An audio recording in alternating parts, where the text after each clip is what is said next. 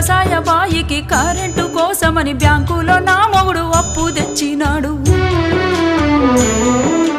అప్పు తెచ్చిన మాట నిజమే, అది వడ్డీకి తెచ్చింది నిజమే. అప్పు తెచ్చిన మాట నిజమే, అది వడ్డీకి తెచ్చింది నిజమే.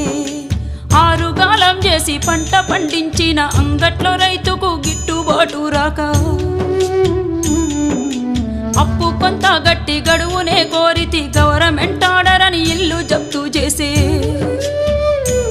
అయ్యా యాడ తెచ్చి గడుదును నేను ఎవరి కాళ్ళ పడుదును, యాడ తెచ్చి గడుదును నేను ఎవరి కాళ్ళ పడుదును. అసలేటి వానల్లో ముసలెట్ల కట్టుకొని మోకాటి బురదలో మడికట్టు దున్నితే